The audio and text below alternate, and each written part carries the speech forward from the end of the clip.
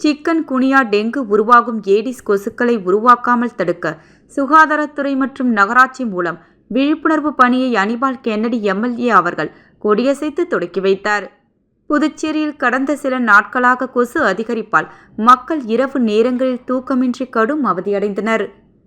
அதையொட்டி புதுச்சேரி உப்பளம் தொகுதிக்கு உட்பட்ட பகுதிகளில் கொசு உற்பத்தியை கட்டுப்படுத்த தீவிரமாக களமிறங்கிய திமுக உப்பளம் தொகுதி சட்டமன்ற உறுப்பினர் அனிபால் கென்னடி அவர்கள் களமிறங்கினார். தொகுதிக்கு உட்பட்ட மொத்தமுள்ள 6 வார்டுகளுக்கு கொசு மருந்து தெளிப்பான் மிஷின்கள், புகை மருந்து அடிக்கும் மிஷின்கள் வைத்து நகராட்சி ஊழியர்களுடன் சுகாதாரத்துறை உதவியோடும், மகளிர் சுய உதவி குழுக்கள் பெண்களுடனும், கழக சகோதரர்கள் உதவியோடும் கொசு மருந்து அடிக்கும் பணியில் சட்டமன்ற உறுப்பினர் முயற்சியால் தொடர்ச்சியாக ஈடுபடுத்தப்பட்டுள்ளனர்.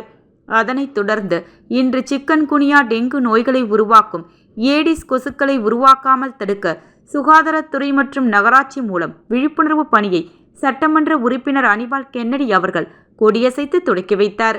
பின்னர் பொதுமக்களுக்கு துண்டு சீட்டு வழங்கி தேவையற்ற நீர் தேங்காமல் பார்த்து கொள்ளவும், சிக்கன் குனியா டெங்கு இல்லாமல் வாழ்வோம், கொசு வலையில் உறங்குவது நல்லது போன்ற அறிவுரைகளை வழங்கினார். உடன் டாக்டர் வசந்தகுமாரி, உதவி இயக்குனர் மலேரியா, டாக்டர் ஆனந்தி மருத்துவ அதிகாரி, டாக்டர் ஆர்த்தி நகராட்சி அதிகாரி, சேதுபதி மதியழகன், ஜெயா சுகாதார உதவியாளர், பிரீத்தி சுகாதார உதவியாளர், தேன்மொழி தீபா, குளோவட் சானிட்டரி இன்ஸ்பெக்டர், ஆஷா தொழிலாளர்கள், தொகுதி செயலாளர்கள் சக்திவேல், துணை செயலாளர் ராஜ், கிளை செயலாளர்கள் சந்துரு காலப்பன், ராகேஷ் ஆகியோர் உடனிருந்தனர்.